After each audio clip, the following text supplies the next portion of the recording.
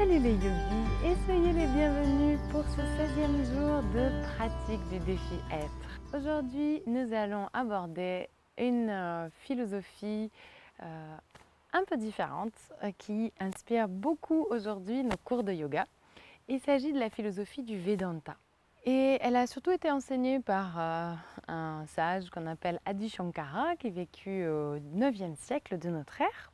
C'est une philosophie qui consiste à dire qu'il n'y a qu'une seule réalité et que cette réalité est Brahman ou Atman. Ça dépend des courants. Certains l'appellent Brahman, certains l'appellent Atman. Et il s'agit en fait d'une sorte d'âme universelle, d'entité qui se trouve en chacun de nous. Et en fait, qui consiste également à dire que la réalité qui nous entoure est une illusion créée par notre mental. Et on appelle cette illusion de la réalité Maya, comme chez les bouddhistes. Et donc on appelle ce courant philosophique le courant philosophique non dualiste du yoga, puisque à l'opposé de Samkhya qui est défini ou enseigné par Patanjali, qui consiste à séparer la conscience de la matière, donc on appelle cette philosophie dualiste. Dans le Vedanta, il s'agit d'une union. La pratique va consister à s'unir à Brahman.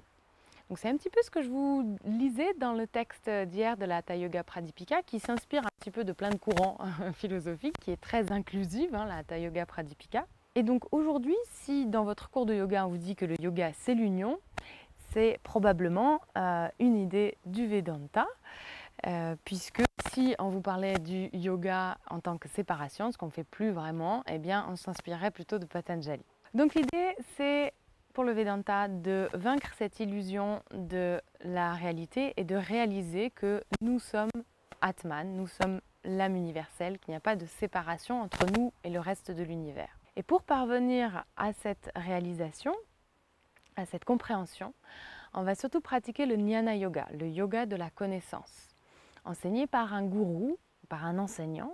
Et c'est cette connaissance-là, ce n'est pas forcément une connaissance qu'on peut lire dans les livres, c'est plutôt une connaissance empirique, par notre expérience. Puisque Atman peut difficilement être défini, il s'agit de le comprendre par le biais de la méditation. Le Vedanta utilise aussi la voie du Karma Yoga et du Bhakti Yoga.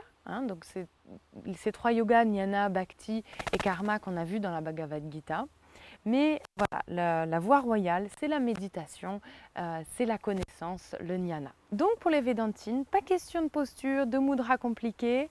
D'ailleurs, les Vedantines, les gens qui suivent la voie du Vedanta, sont souvent assez critiques envers les gens qui pratiquent le Hatha Yoga, ces pratiques très très intenses pour le corps, puisqu'ils pensent que ces pratiques-là sur le corps ont que peu d'effets, puisque pour eux c'est la connaissance, le Jnana Yoga qui est important, que ces pratiques sont même dangereuses pour le corps. Et donc ce qu'on va faire aujourd'hui pour illustrer la voie du Vedanta, c'est une séance de méditation. Donc je vais vous inviter à venir vous asseoir confortablement sur un support, soit en tailleur, soit assis sur vos talons. N'hésitez pas à rajouter des supports aussi sous vos genoux si nécessaire. Bref, installez-vous confortablement de manière à avoir la colonne vertébrale droite et solide. Vous pouvez ramener les paumes de main l'une sur l'autre ou les mains sur vos cuisses. Paumes de main tournées vers le sol ou vers le ciel. C'est vous qui voyez en fonction de ce qui vous convient le mieux. Je vous invite à fermer les yeux.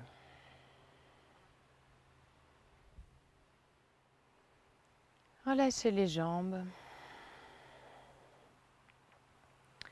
Ramenez légèrement le bassin vers l'avant. Relâchez le ventre. Relâchez les paumes de main, les poignets, les coudes. Relâchez les épaules. Ouvrez le cœur.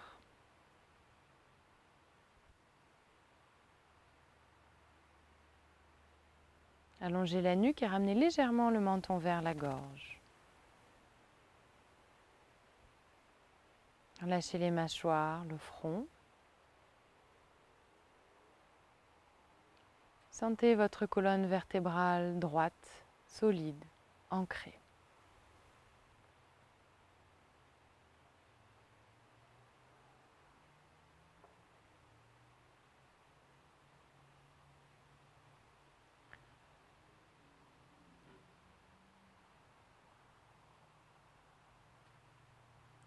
On va pratiquer une méditation qui s'appelle Ajapa Mantra. C'est-à-dire qu'on va répéter un mantra intérieurement. Nous allons répéter le mantra védantique par excellence, qui s'appelle Soham, qui signifie « je suis cela ».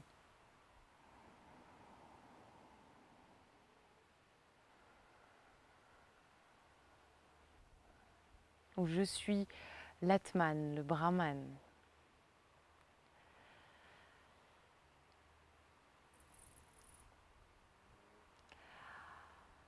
Alors vous pourrez soit répéter mentalement le mantra en sanskrit, So-Ham, ou alors si ça vous parle plus, vous pourrez répéter mentalement le mantra en français, Je suis. Ce qu'on va faire, c'est donc qu'on va initier la respiration Ujjayi.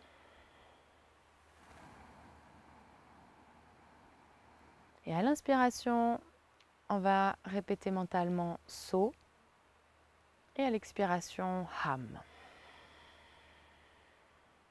Ou alors je à l'inspiration et suis à l'expiration.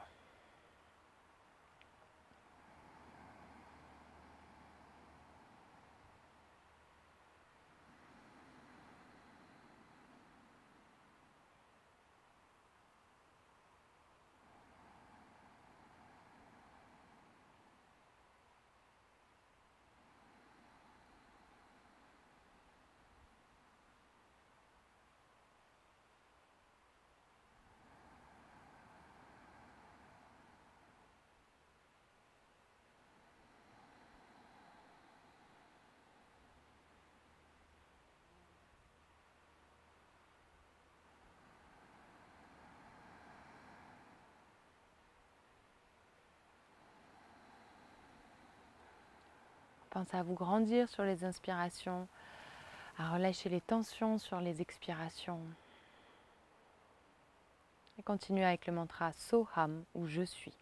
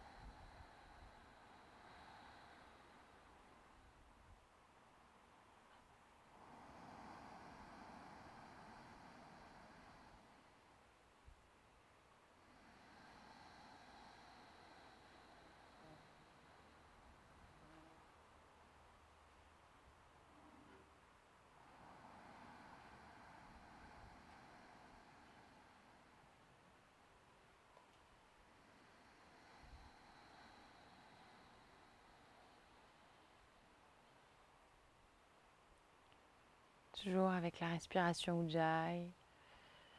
Profondes inspirations, expirations. Gardez la colonne droite solide.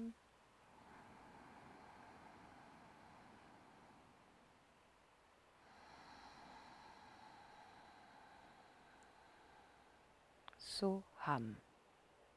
Je suis.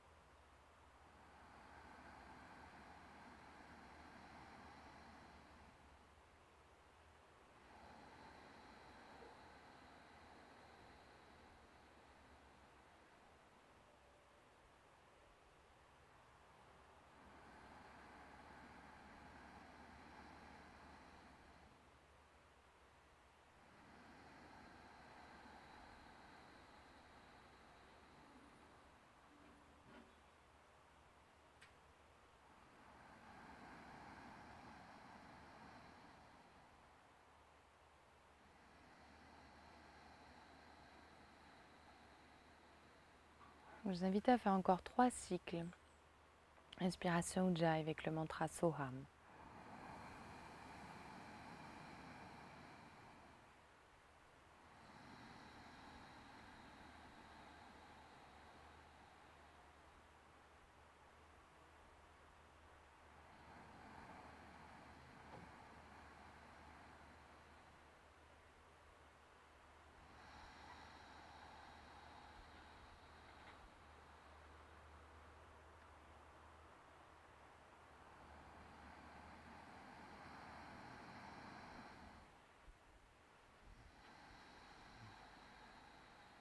Et à la fin du 3e et dernier cycle, vous pourrez prendre une profonde inspiration dans le ventre. Relâchez le ventre, relâchez le souffle. Et pendant un instant, observez les échos de ce mantra sur votre être.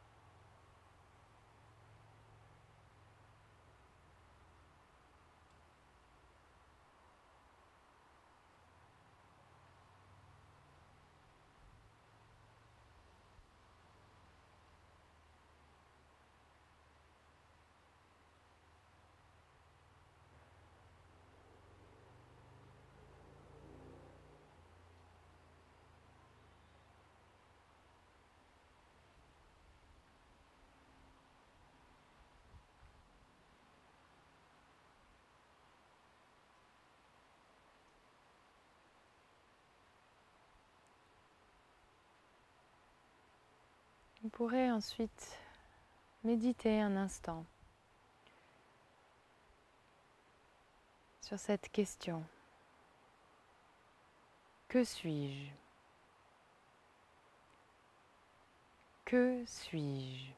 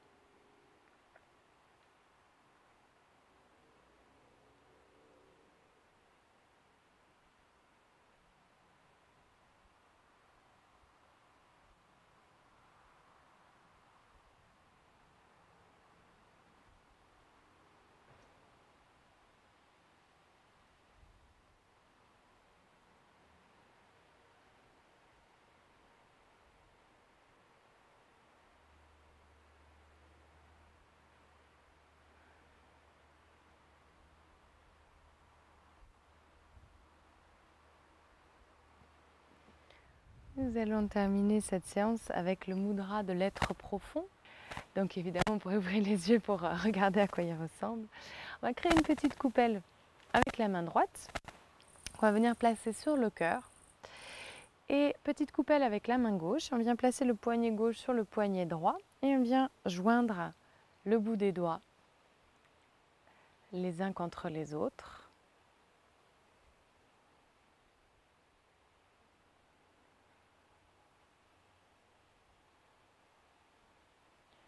Vous pourrez refermer les yeux.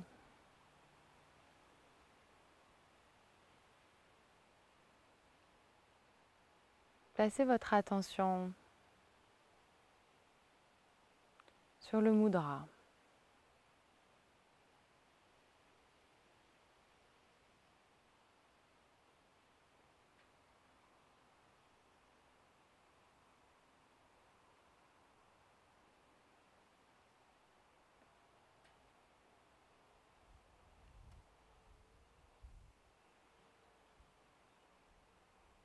Et vous pourrez répéter mentalement ce mantra, le placer dans votre cœur. Je n'existe pas. Mon être est Sat Chit Ananda, vérité, conscience et joie pure. Je n'existe pas. Mon être profond est Sat Chit Ananda, vérité, conscience et joie pure.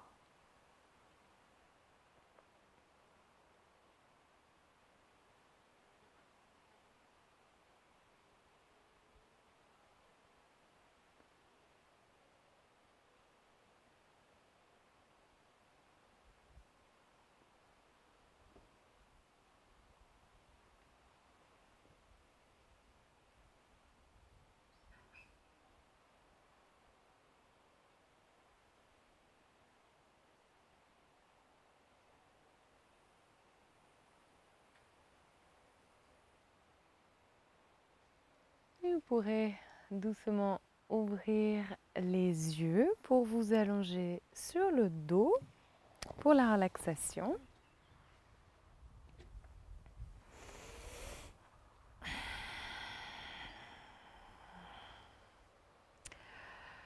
Laissez les orteils s'ouvrir naturellement vers le sol. Relâchez les genoux, les hanches. Relâchez les paumes de main, les poignets, les coudes.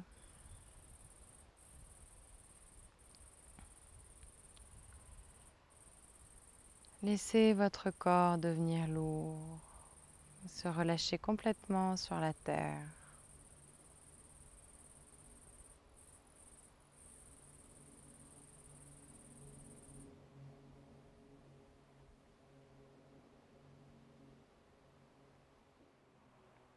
Et je vais vous lire un extrait de la Tejo Bindu Upanishad, donc une Upanishad tardive qui tente d'expliquer ce qu'est la réalisation de l'Atman, de l'âme. Je suis la nature de la conscience. Je suis faite de conscience et de joie pure. Je suis non-duel, de forme pure, de connaissance absolue, d'amour absolu. Je suis immuable, dépourvu de désir et de colère. Je suis détaché. Je suis unique essence, illimitée, conscience totale. Je suis une joie sans limite, existence et joie transcendante. Je suis l'Atman qui se révèle en soi. Je suis Sat Chit Ananda, vérité, conscience et joie, qui est éternelle, éclairée et pure.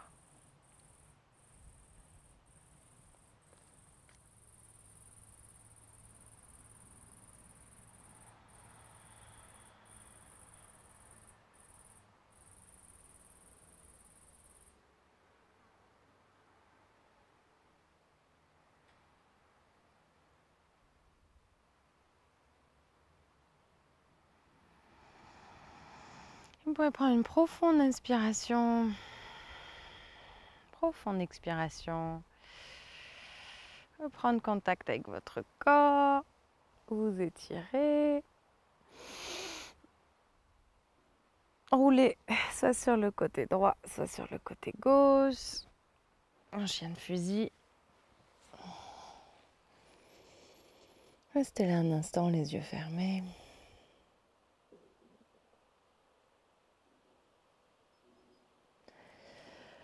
Avant de revenir, vous asseoir en tailleur sur votre tapis.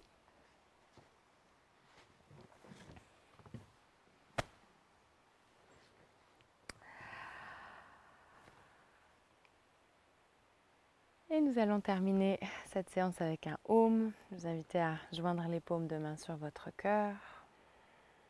prends une profonde inspiration.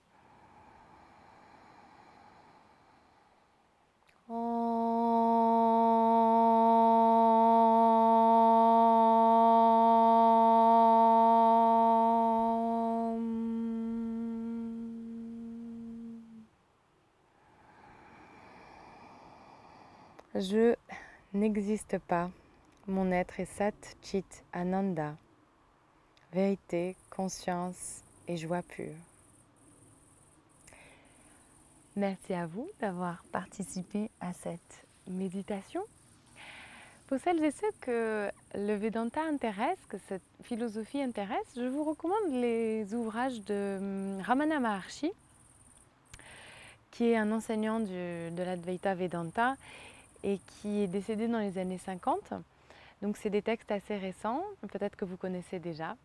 Je vous mettrai le nom de ce monsieur dans les, parce que ce n'est pas forcément facile de retenir, dans la description de cette vidéo. Et voilà, n'oubliez pas de vous abonner à ma chaîne si vous aimez mes vidéos. Et si vous appréciez ce défi, de faire un petit tour sur ma page Tipeee pour éventuellement me faire un petit don. Voilà, je vous souhaite une très très belle journée. Je vous retrouve demain. Namasté.